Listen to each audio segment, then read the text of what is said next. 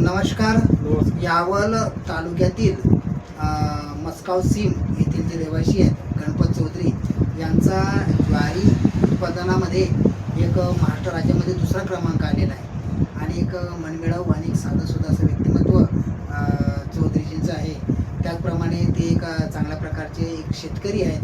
प्रतिकूल परिस्थितीमधून त्यांनी इथपर्यंत मजल मारलेली आहे आणि त्याचं पूर्ण कुटुंब शेतामध्ये राबते आणि त्याचं फळ त्यांना मिळालेलं आहे. ते प्रत्यक्ष आपल्या स्टुडिओमध्ये उपस्थित आहेत. चौधरीजी, आपलं TV24 नॅशनल न्यूजमध्ये आपलं हार्दिक अभिनंदन, हार्दिक स्वागत. एक चांगल्या प्रकारचं महाराष्ट्र राज्यामध्ये ज्वारी उत्पादनामध्ये आपल्याला दुसरा क्रमांक मिळालेला आहे आणि एक अभिनंदनाचा वर्षा आणि कौतुकाची थाप आपल्याला मिळते.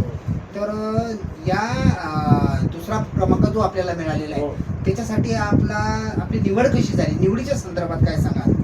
नाही, निवडी कशी झाली म्हणजे कोंडे साहेब आणि आपलं जे कुटुंब आहे कोंडे साहेबांनी, गायकवाड साहेबांनी आपल्याला मार्गदर्शन केलं काय, त्याच्यामुळे हे श्रेय आहे बुवा त्यांचं. बरं, म्हणजे ते तुमच्या शेतामध्ये प्रत्यक्ष पाणी करायला प्रत्यक्ष पाणी करत राहिले. ते 2-4 वेळा असं येत राहिले 2-4 दिवसातून ते पाणी करत राहिले. ते मार्गदर्शन सांगत तसं आपण करत, त्याच्यामुळे हे श्रेय त्यांनाही वाटतं.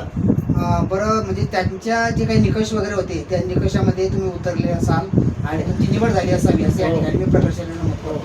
बरं, मला सांगा चौधरीजी की आपण ज्वारी उत्पादनामध्ये महाराष्ट्र राज्यात दुसरा क्रमांक मिळालेला आहे. तर आता याच्या पुढील भविष्यामध्ये आपलं विजन काय राहणार आहे? आपला संकल्प काय राहणार आहे? काय सांगाल? आता संपर्क जो आहे ना तो आपण याच्या जोमानं आपण उत्पादन काढू शकतो. काय फक्त निसर्गाची साथ लागते या गोष्टीला. काय याच्याहून आपण जोमानं काढू शकतो. म्हणजे तुमच्यामध्ये या जे महाराष्ट्र राज्यामध्ये दुसरा क्रमांक आपल्याला जो मिळालेला आहे याच्यामुळे आपल्यामध्ये एक जिद्द आणि चिकाटी तयार झालेली आहे. काय तसं काही नाही. बरं चौधरीजी, मला एक सांगाल की ज्वारी उत्पादनामध्ये दुसरा क्रमांक मिळालेला आहे आपल्याला, मला त्याचा सार्थ अभिमान आहे. तर या निवडीच्या माध्यमातून आपण सोसायटी म्हणजे समाजात संदेश काय देऊ इच्छिता? काय सांगा? याला संदेश काय, आपण शेतकऱ्यांना संदेश, विशेषतः शेतकऱ्यांना काय संदेश देऊ इच्छिता? आपण मेहनत घ्यायची बुवा, खूप काय कष्ट करायचे, मेहनत घ्यायची. जसं रसायन लागेल पिकाला, जसं लागेल तसं द्यायचं त्याला, खतपाणी काय कोळपणी अमुक टमुक असं द्यायचं. त्याच्यामुळे उन्नती होते, दुसरं काही नाही. म्हणजे याचा अर्थ म्हणजे एक सारसार विचार असा की बा तुम्ही तुमच्या शेतामध्ये कष्ट करा आणि तुम्ही राबल्यानंतर त्याचं फळ कुठेतरी नोंद घेतली.